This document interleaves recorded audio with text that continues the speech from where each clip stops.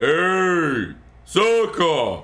Yes, Iskanor. You didn't go over my future cosmetics. Okay, I'll make another video. I'm sorry, Iskanor.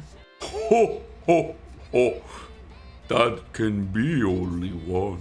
Yo, what's going on, guys? Sekapoko here, bringing you another 7 Deadly Sins Grand Cross video. For this, we'll be going over future cosmetics and talking about them for all the people, especially Escanor, in the game that you really care about. And we're going over how you can determine which stats are best on cosmetics in the future so you can make your own informed decisions. So, guys, without further ado, let's go ahead and jump right into it.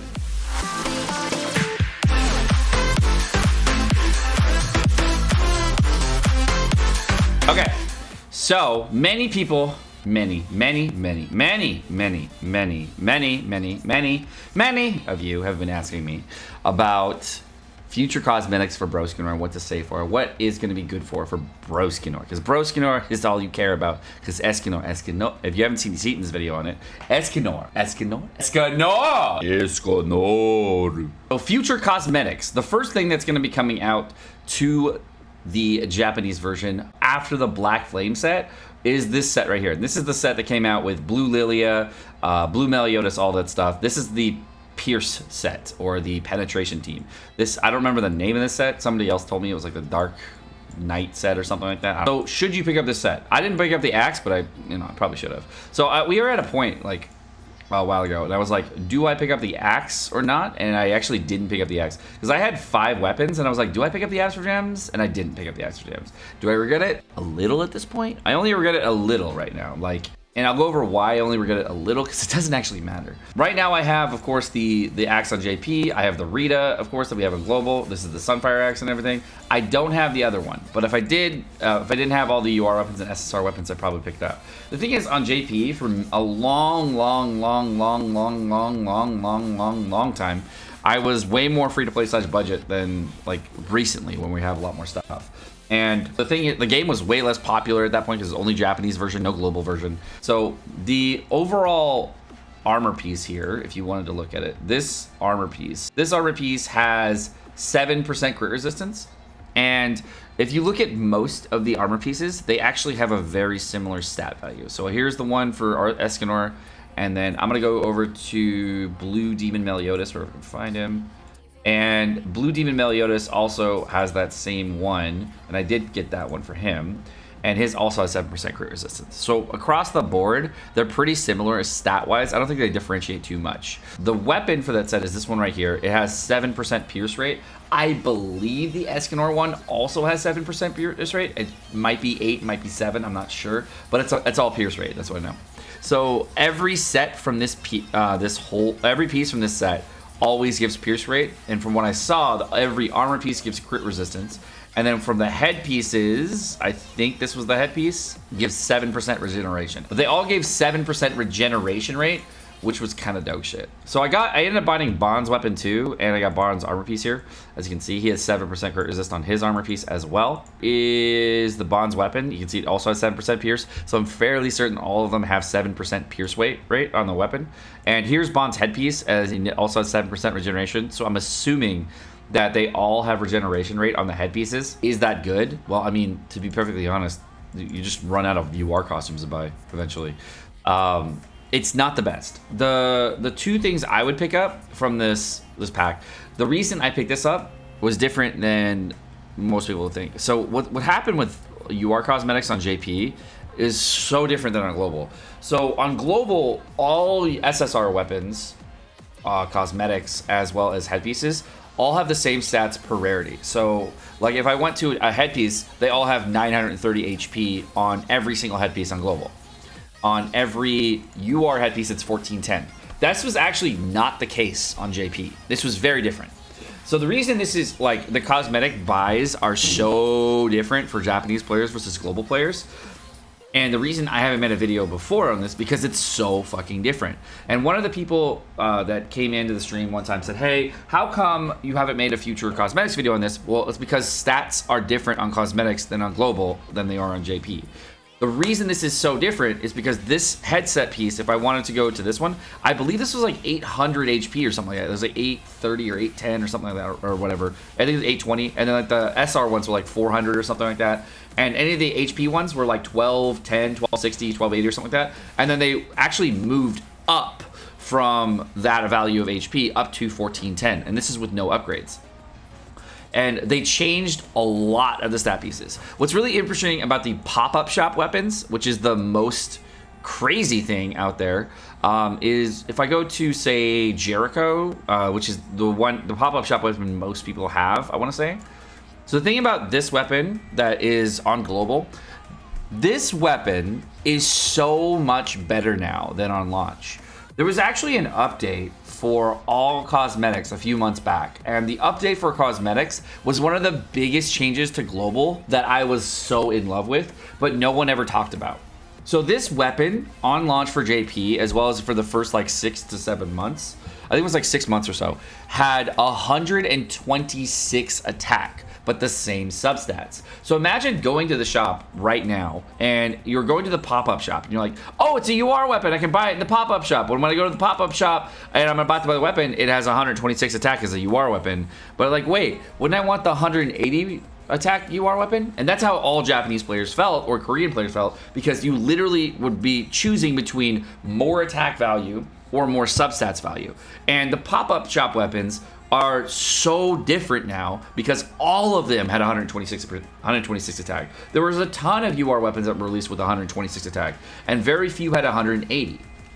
And the only ones that had 180 were the ones that you could get through event purchases and the ones that were already in the coin shop for at 180 attack. And the fact that they upped everything and normalized all the cosmetic pieces to be the same is very, very good. And that's why purchases on JP for initial purchases are very different than on global. So if you're looking at a Japanese player and you're saying, hey, this guy bought this cosmetic, I should buy this cosmetic. It's not always the case because the stat values on our cosmetics was much different on launch than it was for you guys. And, well, I guess us on global, I should, because, you know, global the best.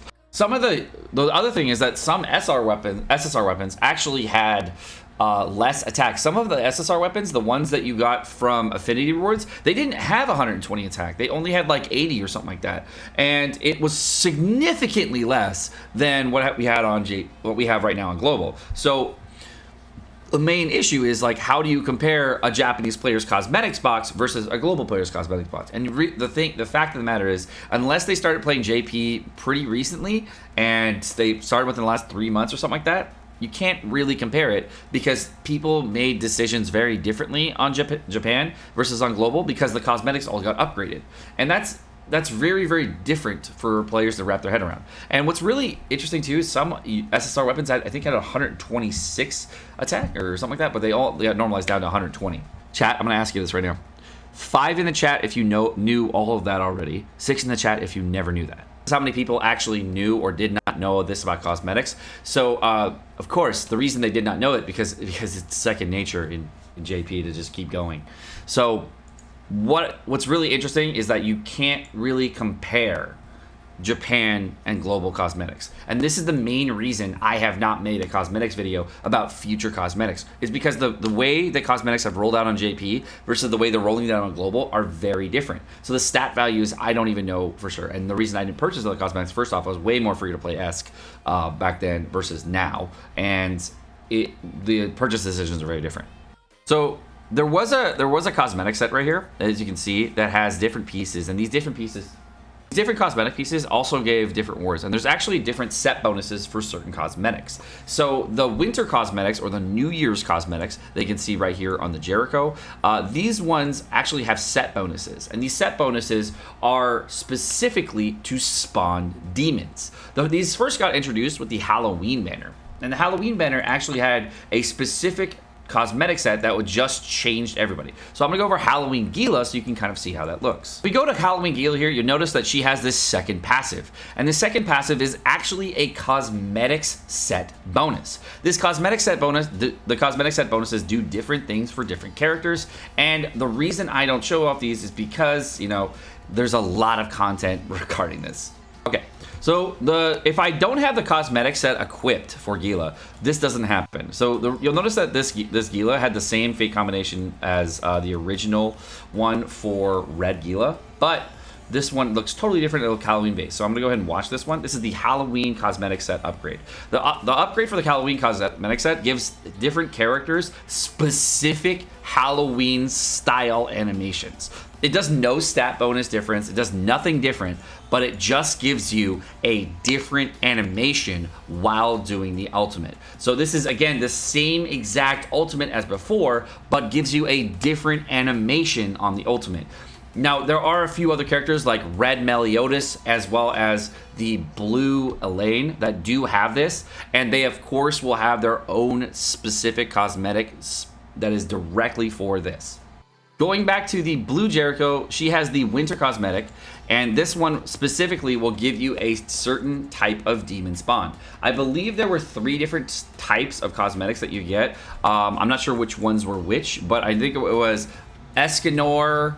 No, sorry, it was Green Meliodas, there was Blue Jericho, and the final one was Red SSR Elizabeth. And if you are wearing the cosmetics, I believe what happens is that you're able to get a specific demon to spawn. So if I go to the Elizabeth, you'll notice that if I go over to her cosmetics, go to the Elizabeth here, you'll notice that she also has this cosmetic thing, and that allows her to get the set bonus in order to get that done. But you notice it's only 2 pieces. These 2 pieces are actually just her armor as well as her headpiece. And if you use the headpiece along with it, which I don't have because you can't get it, you know, what are you gonna do?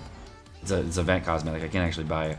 You can get a specific demon to spawn for those. So I would say, are they worth picking up for these specific cosmetics? You got this one from just getting the unit, right? But then you get the other piece directly after that from buying it for 30 gems. And honestly, I was like, no, I'd rather spend another multi trying to get another Escanor dupe. You know, fuck that.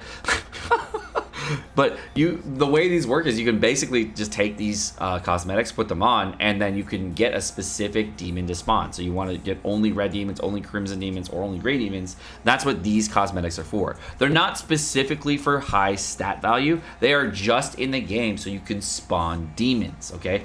That is why they are on, okay? I think there is also one for Escanor. There's one for Merlin that you can purchase, and the purchasable cosmetics have different stats. I currently don't have those because when I looked at them originally, they didn't have the substats I wanted, so I just forgot.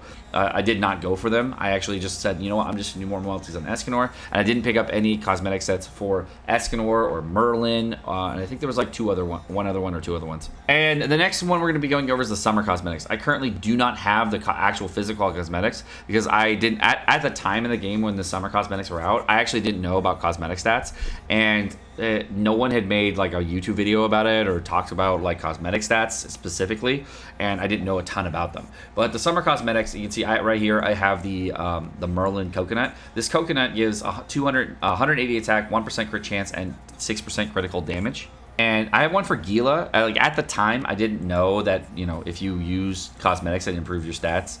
Again, I had no idea. This is the one for Gila. I'm pretty sure they all give 1% critical chance and 6% crit damage. There's ones for like Green Meliodas. There's summer cosmetics for, I think, Gil Thunder, maybe Hauser, I'm not sure. Griamore might be there. I'm not sure on all of them. But there are a ton of characters that have these cosmetics for the summer ones, and they all give, I think, 1% crit chance and 6% crit damage. Most people ended up, the way we got these is you were able to pick 2 cosmetics out of the whole bag. Most people ended up doing a Meliodas cosmetic, and the second cosmetic they got was the King Spear. And the King Spear, it looks like a toy balloon thing that just comes out of here. It looks trash. But they wanted it because everyone's using Blue King. I was one of the few people that actually didn't max Blue King until recently. I actually just got my King to max probably like 2 months ago because he was my lowest priority SSR ultimate. So the last thing I'm going to go over in this video is the most important cosmetic that you should pick up. And this is a very difficult cosmetic to obtain. So there are 3 Valentine's Day characters that come out. And the 3 Valentine's Day characters come out are Zaneri, then there's Red Elaine. Is it this one? And the last one is going to be Jenna. And Jenna is this chick. Those 3 characters are on the Valentine's banner, and these 3 are must pick up characters and cosmetics if you are a free-to-play player. I tried to get them. I blew hella diamonds going for these characters. I only got one of them in like 400 diamonds. I was actually really triggered. And because I blew so many diamonds trying to get the characters, I didn't actually be able to get the cosmetic set, so I'm even more triggered after that. This one is Zaneri. So, Seka, why do I need to pick up these cosmetics and these characters? So, this cosmetic is a must pick up because it has a set bonus. So, why should you pick up the set bonus? The reason you pick up this cosmetic is for Hell difficulty demons. This cosmetic, if you get the entire set bonus, allows you to get extra costume upgrade rewards when clearing Hell demons. I'll say that again, it gives you extra cosmetic rewards when you clear Hell demons. What are cosmetic rewards? Well, if I go to any character's cosmetics and I want to upgrade the cosmetics, to upgrade them requires these upgrade materials. These upgrade materials only drop from Hell demons, and now recently on JP they drop from Extreme demons. However, they have a much higher chance to drop on Hell demons. You need 30 of them to get permanent stats on your gear. That is permanent stats on your characters. That's an extra 30 defense, 30 attack, and I don't remember how much HP on all your characters. So these are permanent cosmetic upgrades, and yes, they apply in gearless PvP. That's why the waifu banner is a must pull on banner for a free-to-play player. I tried, I didn't get them. I would be going hard if I was you on that banner specifically, even though there's shitty units on it, because this banner allows you to get tons and tons and tons of rewards for your Hell demons. So if you wanted to be a grind whore and you wanted to just grind the game, this is the max gain cosmetic set you need to get.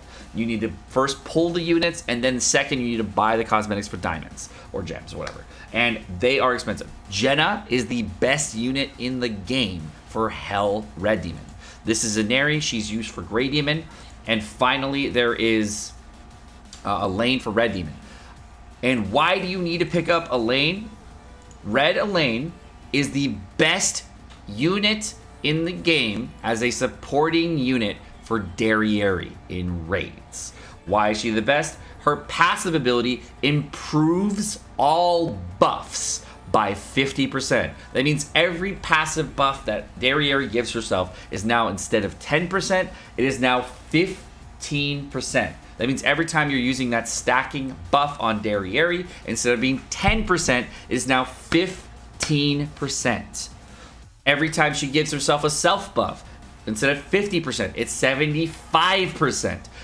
All buffs are improved by 50%.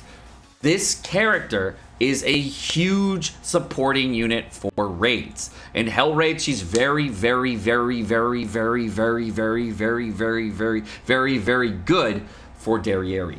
So, if you wanted to know if you should pick her up, yes, she is incredible. Jenna is the best unit in the game for Hell Red Demon. Her ability has a level 1 attack that allows you to cleanse stances. Being able to cleanse stances on level 1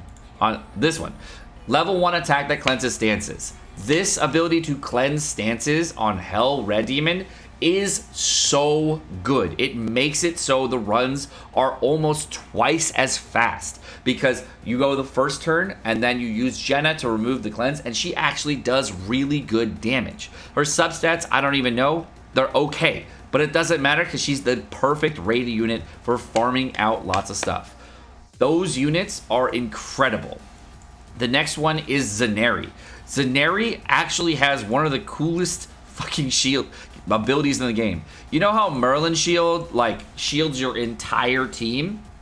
Zaneri's ultimate will shield your whole team, but then if you've ever seen the little heart buff on Red Escanor, it also gives HP skills. So this is like Zaneri, she's gonna do her ultimate ability here, Kablamo. The ultimate will then, I've actually never watched the whole ultimate. It's just a tree. She just summons a tree. Druids are weird. She summons a tree, But anyways, it gives you this little buff here. The buff is a Merlin shield plus this will give you 25% HP skills. That means you get 25% health, 25% lifesteal, 25% regeneration, 25% recovery rate. All of that plus 25%. And it's for your whole team. The shield value starts at 380%, looks like. It actually caps at about 532, which is really good. And Zenari's cosmetics allow you to get extra rewards in Grey Demon. So overall, all these characters, the Valentine characters, if I had to take a guess on who the best must-get units are, it's the Valentine units. Holy shit. What's crazy about these characters is they're not simp characters. They're not characters that you're gonna go for like just all in for their amazing stats. These are characters that actually provide real tangible value to the game. And because you get real tangible value for actual grinding, so you actually will progress faster than other players because you have cosmetics, this is a huge pickup. I would love to say, you know, the next must-have unit is like Blue Lilia or Escanor or something or whatever. But the thing is, the thing I most regret is not being able to have enough diamonds for this particular banner, because this particular banner gave so many players so many gains. I watched a lot of people being able to just spam hell raids day after day after day after day, and they got so many cosmetic upgrades. There are people with like hundreds of thousands, like over 200,000 combat class on each unit, because they're able to get these max cosmetics. The only character in about 3 months, I think, or 2 months since the cosmetic upgrades came out, that I actually have completely maxed out for all cosmetic upgrades is Merlin. But there are people with like 4 to 5 to 6 units that are maxed out with their cosmetic upgrades. This is a huge way to get stat gains. And being able to max the cosmetic, you notice that the original stat value on the cosmetic was 1410. It is now 1,650. So getting an extra 240 HP on your headpiece cosmetics, getting an extra 30 attack on each other cosmetic, huge gains. You get big gains in gearless PvP and geared PvP. So this is an incredible pickup. I definitely recommend that as far as the future cosmetics go. You have to pull the units first to get the cosmetics, of course, and it's really difficult. I would say that no matter what, a lot of people have been asking me about cosmetic upgrades, where to get them, and all that stuff, and how you do that. You get them from Hell Demons, and you need those and you need 30 of each to max out the SSR UR piece. And you can also, if you wanted to, you can take these and take an SSR piece and move it up to UR. I did this in my cosmetics guide, link up there. So there has been compiled, finally, a whole database of every cosmetic in the game, and it will go over all the statistics of all the cosmetics. So you no longer have to say, oh no, I have no idea what cosmetics to pick up for this character in the future. Oh god, not like this. So rejoice, fans of Seven Deadly Sins Grand Cross, rejoice. There is finally a database for this. So how to use this thing. So basically, in order to use this for your own personal use to figure everything, you better use Zoom at 70%. So what I did here is make a copy, hit OK, and then it opens it up on my side. And now I have my own copy of this. Then I went to the costumes filter, and now I can actually use the drop downs. So I want to use weapons, and I want to just see the weapons for a character. Rarity, I can actually choose the rarity type. I can choose Alione's weapons, etc. So by making a copy of this, you can actually just edit everything yourself, and you can see everything. So it's a lot easier. So if I wanted to, say, pick up a different character, like, I don't know, Derriere, and I want to see the weapon cosmetics for Derriere. This doesn't include everything in the game. It includes a lot of things, and you can already see that the most recent Derriere sets are actually not on this database. Unfortunately, with the amount of weapons, cosmetics, and everything else in the game, it's really hard to keep these things up to date all the time. So just know that that's probably not going to be perfectly up to date, but it does have a whole list of stat cosmetics to get you to the next part of where you need to be. So a lot of people, what they'll ask is, okay, what are the Escanor cosmetics in the future? Because that's what everybody cares about, right? So you go to Escanor, you look at Escanor's cosmetics for his possible cosmetics for the future. I can only see a little bit at the bottom here for Escanor's cosmetic, and I just want to sort by all UR rarity cosmetics, and now I can kind of see all the cosmetics I can use for Escanor. So here's the ones that are out in the shop right now, where you can get the UR cosmetics and his base cosmetics. We can see they have endurance. Endurance right here is also resistance. These are the Japanese version names of the stats. Critical resistance, critical defense. Endurance is just the same as resistance. Attack, and then penetration right here. This is actually Pierce on global. So the two are just different names. This is Rita. This one here is the Sunshine Axe from the original set up here. This is the big pickup set that I was talking about in my video so far. This is the critical resistance rate set, as well as the Pierce set and the headpiece for it. And then for the other set that I talked about for Escanor's other pickup, this is a crit rate and crit damage set. And it's got lifesteal as well as recovery on the headpiece. And the last piece right here, this is for Red Escanor's UR cosmetic. This is just a base cosmetic you get for free when you get Red Escanor. But I'm not sure I'm just trying to figure out who the author is of the database, and I just couldn't find it. All I know it's just a thank you, and I'm like, Aoki's running the database. I'm like, yes, I know that, but who's running this thing? Recommendation for the person that made this. Sign it, please. Fuck, I don't know who to thank. It's another costume filter over here. And by the way, if the images don't load, just refresh the page. Like sometimes it gets all sticky. So there's a full list cosmetic like this. If you didn't want to use the filter and just want to see every single cosmetic, this is a way you can see every single cosmetic in the database. Personally, there's a cosmetic filter button at the bottom that I like using better. And as you can see, it does load them up now. So it just takes a little bit. So just realize you may need to refresh the page if it doesn't work. Alright guys, my name is Sekapoko. Thanks so much for watching. I hope you guys enjoyed this video. Sorry I lost my voice. I don't know what happened. Maybe I just didn't have coffee this morning. I don't know. But thank you again for watching. Have a great rest of your day, guys. Peace.